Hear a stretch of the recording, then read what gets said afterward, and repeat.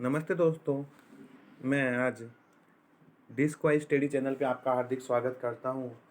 दोस्तों, मैं DRT first year के जो कि फिजिक्स सब्जेक्ट का lecture first discover of X-ray आपके सामने इस टॉपिक की study करवाऊँगा।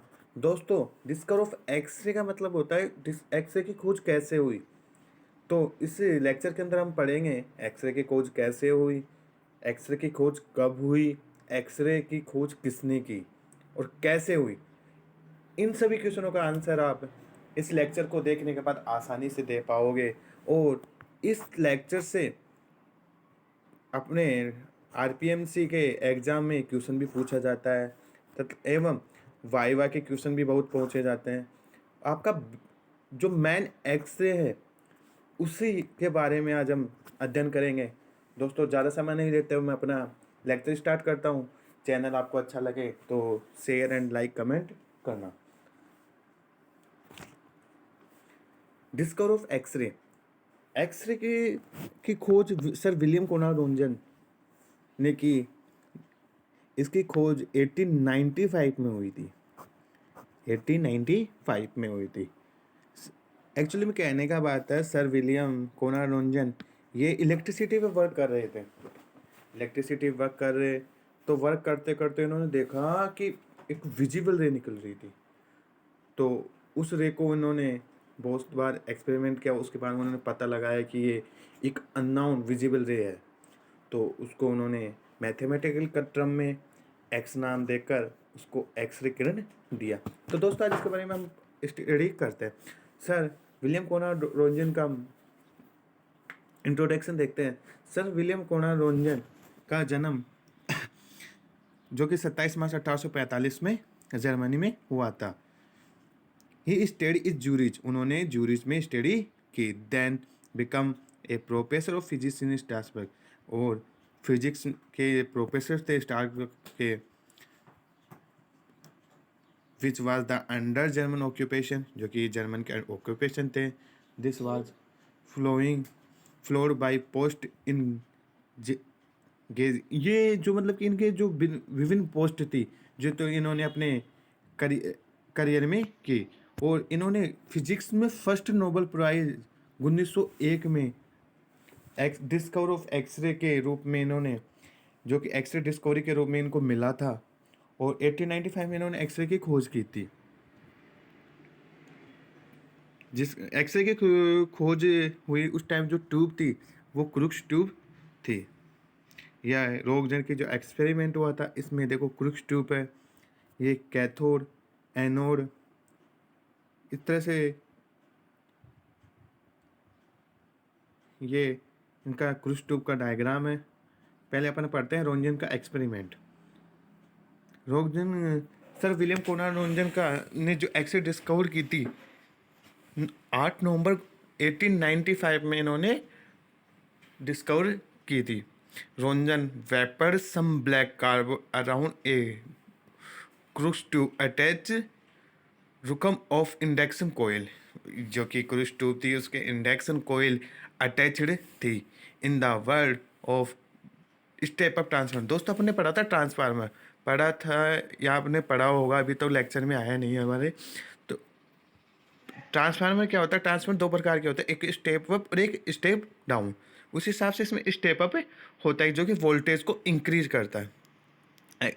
Excited by repeated electrical pulse, every pulse production and electric discharge, low pressure gas in tube, उन्होंने लो प्रेशर से ट्यूब में गैस प्रेशर किया।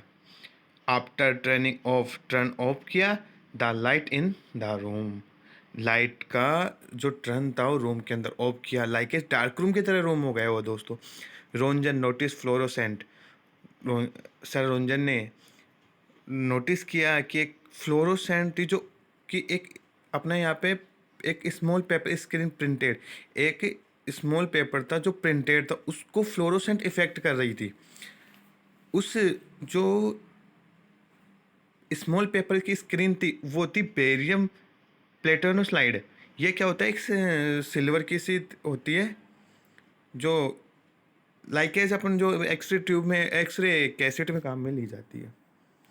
One property of barium translucent in the fluorescent, जो कि fluorescent से वो effect हो रही थी, which means of emit light, और वो लाइट इमिट हुई when excited by photon, photon से the this fluorescence appear when the paper was fewer than 2 meters away from tube, and even when the paper absorbed a black carbon, Ronjan conclude that was production individual radiation।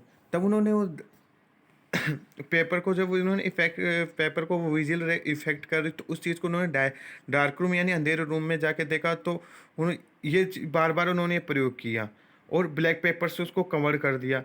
फिर Röntgen ने वही produce देखा, तो invisible radiation, unknown nature, उसका कोई ही nature नहीं था। तब उन्होंने उसने मैथमेटिकल टर्म में उसको बोला कि ये एक्सरे है, एक्स किरणें है, तो उसका नाम एक्सरे हो गया, विच इज कॉल्ड एक्सरे, उसको एक्सरे नाम दिया गया।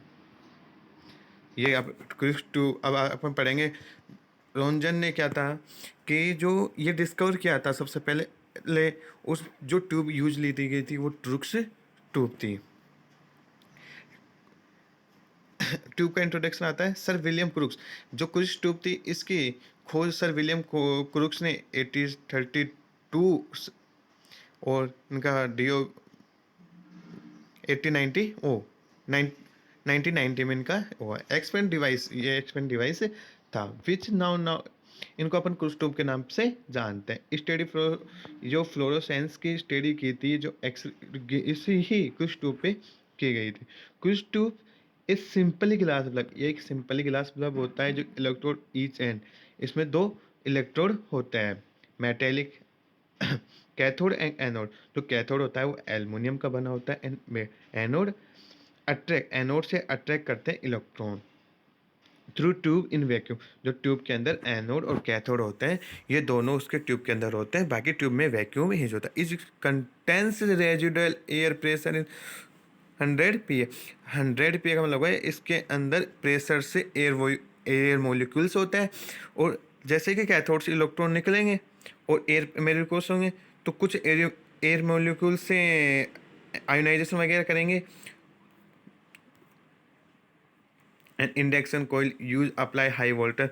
इंडक्शन कोयल जब अपन क्रुक्स ट्यूब में हाई वोल्टेज अप्लाई करते हैं एनोड और कैथोड, तो एनोड और कैथोड के बीच में apply this ionise residual air content in the tube.